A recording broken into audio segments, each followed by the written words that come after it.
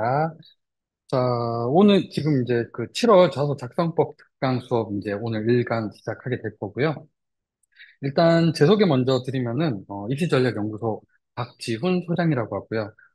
저 같은 경우는 지금 외대부고, 그 다음에 북일고 경기외고 해서 한 7년간 학교에 있었어요. 학교에서 이제 입학 담당관이라는 역할을 했는데, 입학 담당관이 어떤 역할을 하는 거냐면, 그 학교 이제 설명회 가면 학교 이제 소개하고 전형 방법들 이런 거 안내하고 그다음에 그 전형을 이제 기획하고 그리고 초창기 한 4년은 예전에는 뭐 지금은 보통 잘 그렇게 못하게 돼 있는데 입학 담당관이 실제 아이들 서류 평가하고 면접에도 참여를 했어요. 그래서 아이들 평가하고 면접을 통해서 최종 합격자 선발까지 진행을 했었었고요. 그다음에 이제 학원가로 와서 그런 입시를 준비하는 친구들, 입시를 이제 지원해주는 그런 일을 했다라고 보시면 될 것 같고요.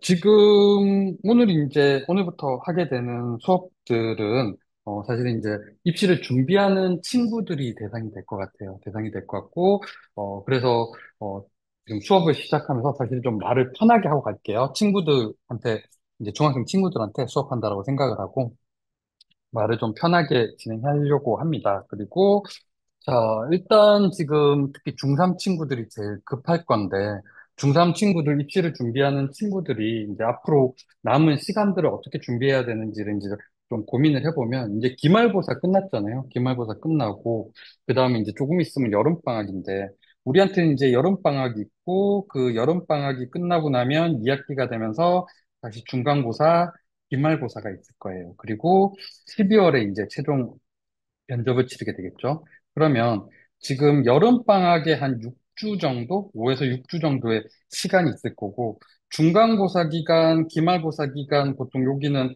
한 달 정도 시험 공부를 해야 돼요.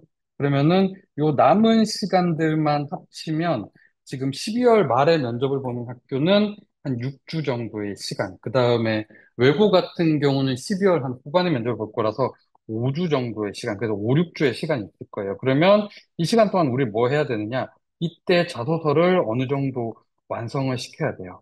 자, 이 완성된 자소서를 여기서 100% 완성시킨다는 말이 안 되고요. 자소서는 언제 완성되는 거냐면 12월 달에 우리가 학교에다가 자소서를 제출할 때 그 제출 버튼을 누를 때 완성되는 거다라고 생각을 하셔야 되고 그러면 지금 여름방학 때 완성시키는 자소서는 한 95% 정도 완성된 자소서다라고 생각을 해야 되고, 요 남은 이제 6주 동안에, 면접 연습을 하면서, 면접 연습을 하다 보면, 그 자소서에 쓴 내용 중에 내가 답변하기 어려운 내용들이 있을 수 있어요. 그런 거는 좀 과감하게 좀 버려야 될 거고, 그 다음에, 답변들을 준비하다 보니까 이제 공부하는 부분들이 있거든요. 그런 부분들은 이제 추가가 될 거고, 그러면서, 자소서가 조금씩 변해갈 거예요. 변해갈 거고, 그걸 통해서, 최종 완성된 자소서는 12월에 나온다라고 보면 돼요.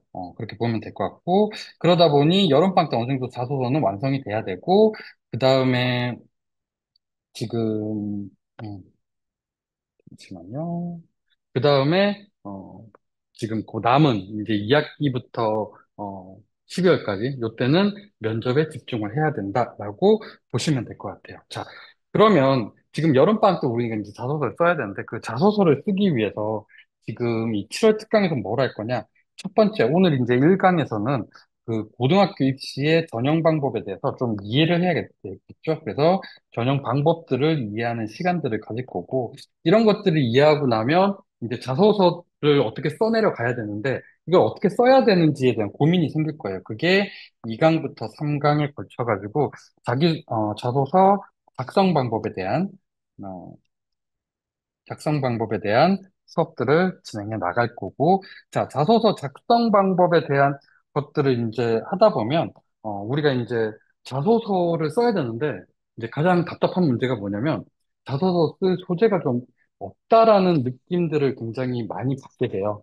굉장히 많이 받게 되는데, 그러다 보니까 그 소재들을 조금 만들어내기 위해서 좀 다양한 지식들이 필요하고, 그게 4강부터 5강까지, 5강에 거쳐서,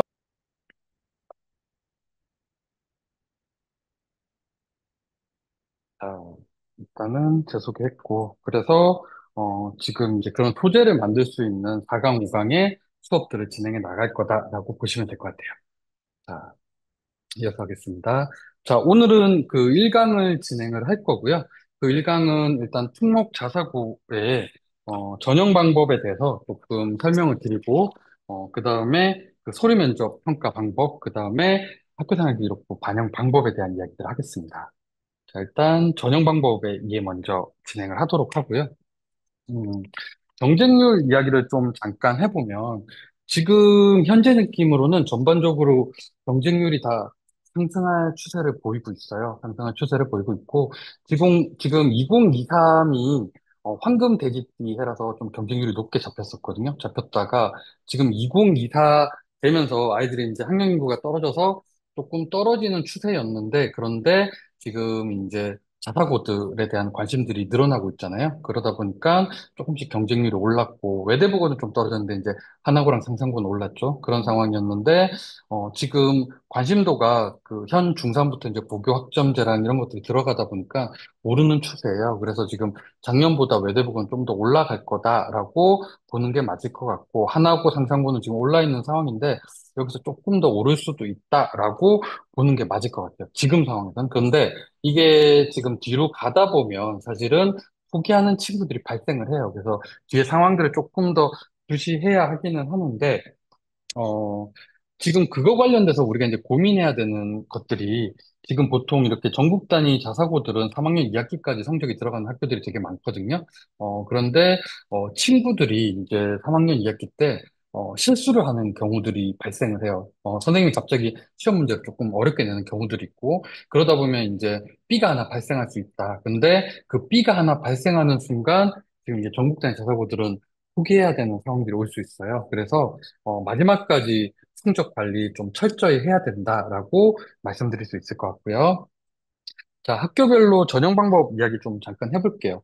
일단 외대부고는 지금 전국 단위로 196명 정도 선발을 하고 용인 지역 전형으로 84명, 그 다음에 사회통합 전형으로 70명 해가지고 크게 세 개의 전형이 있고요. 셋 다 이제 지원할 수 있는 자격의 차이가 있는 거고 그 다음에 2단계 전형을 진행을 해요. 그래서 1단계는 내신 성적을 반영하는데 2학년 1학기부터 3학년 2학기까지 4개 학기 국영수사가 5개 과목, 그 다음에 성취평가 등급만 반영을 해요. 그러다 보니까, 이 4개 학기 5개 과목이 다 올해이다 그러면은 그냥 만점이라고 보시면 돼요. 그리고 여기서 이제 출결 상황 가지고 감점을 하는데, 출결은, 미인정 결석만 감점이에요. 그래서 미인정 결석이 없으면 감점 대상이 아닌데, 미인정 결석은 없는데, 미인정 지각이나 조퇴나 결과나 이런 게 있다 그러면은 이 민정 조퇴 결과 어 그 지각 같은 경우는 3회를 합쳐가지고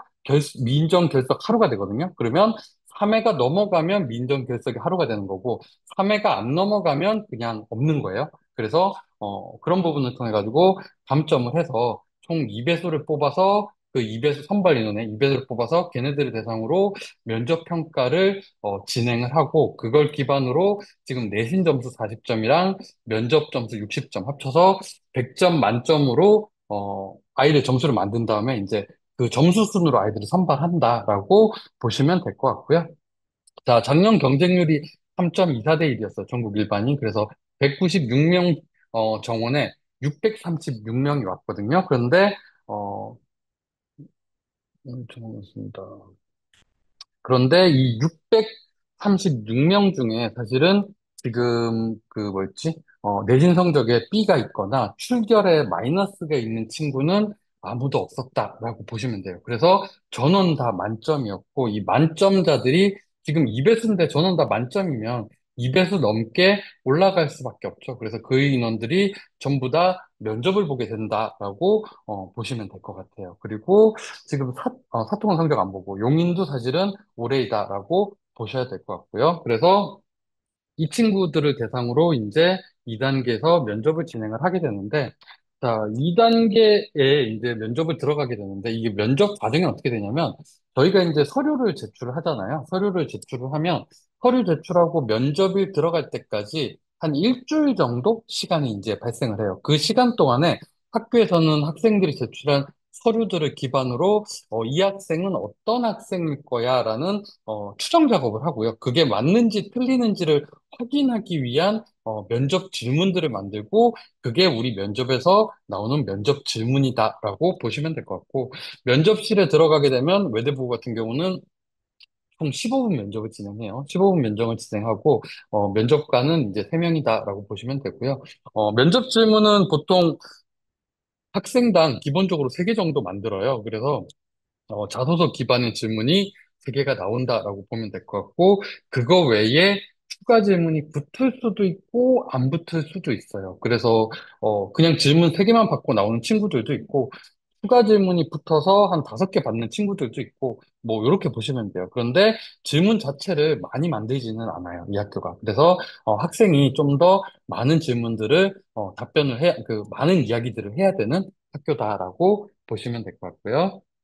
자, 하나고는 지금 일반 전형으로 총 160명, 그 다음에 사회통합으로 이제 40명을 선발을 하고 있고요.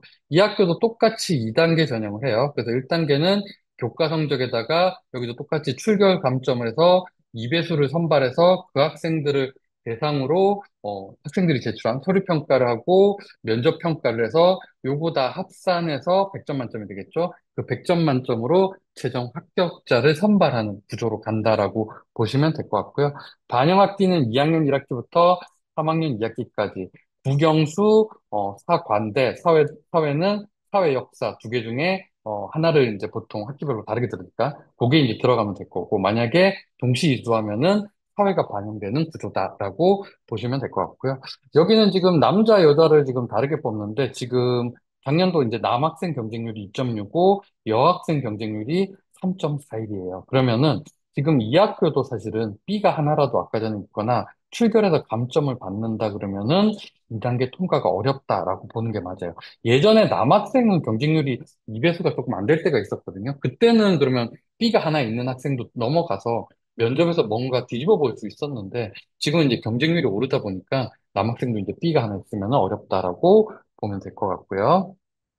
자, 이 학생도 외대부부랑 비슷하게 15분 면접을 진행을 해요. 15분 면접을 진행하는데, 우리가 제출하는, 학생들이 제출하는 서류가 이제 자기소개서랑 그 학교생활 기록부 2개가 있잖아요. 그러다 보니까, 외대부부 같은 경우는 이제 자소서 중심으로 이제 질문들을 많이 내는데, 하나고는 자소서 학생부를 둘 다 낸다라고 보시는 게 맞고요.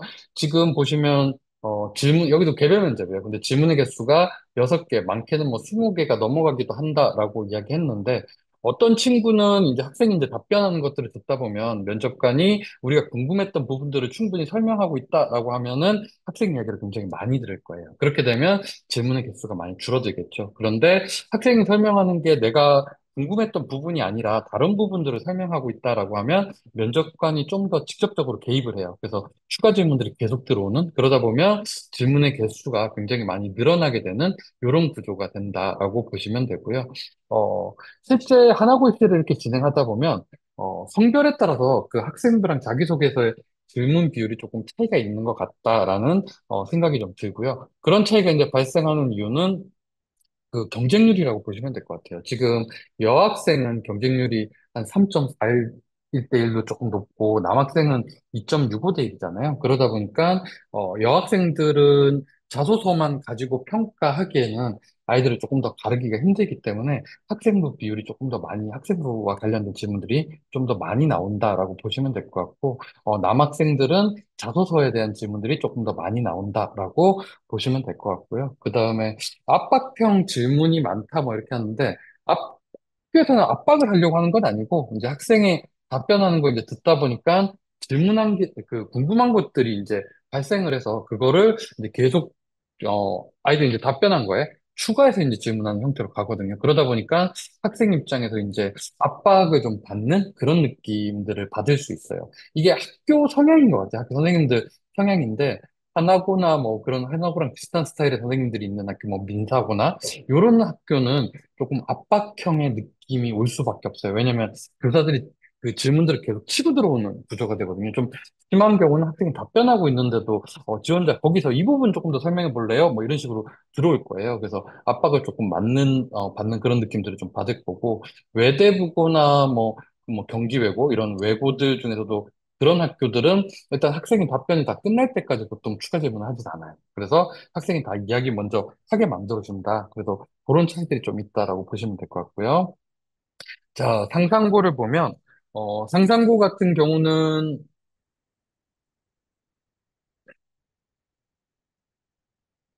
상상고 같은 경우는, 지금 학교생활 우수자가 197명을 뽑고 있어요. 뽑고 있는데, 지금 상상고, 민사고, 뭐, 등등 해서 부자립형 사립고들이 있어요. 부자립형 사립고들이 있는데, 이 학교들이 원래 사회통합 전형을, 예전에는 그 선발하지 않았어요. 자립형 사립고랑 자율형 사립고가 있는데, 과거에 이제 만들어진 자립형 사립고는 사회통합 전형을 20% 선발할 필요가 없었는데 지금 올해부터 무조건 선발하게 돼 있어요. 그러다 보니까 지금 42명의 인원을 새로 뽑아야 되는데 지금 그거를 일반 전형에서 빼버렸거든요. 그러다 보니까 지금 그 일반 전형의 선발 인원이 줄어드는 구조라고 보시면 될 것 같아요. 그래서 올해 지금 작년이랑 똑같이 지원해도 전국 단위 자사고 중에 뭐 민사, 상산, 뭐 현대청운 이런 학교들이 일반 전형 선발 인원이 지금 주는 구조기 때문에 경쟁률 자체는 또다시 뛸 수밖에 없다라고 보시면 될 것 같고요.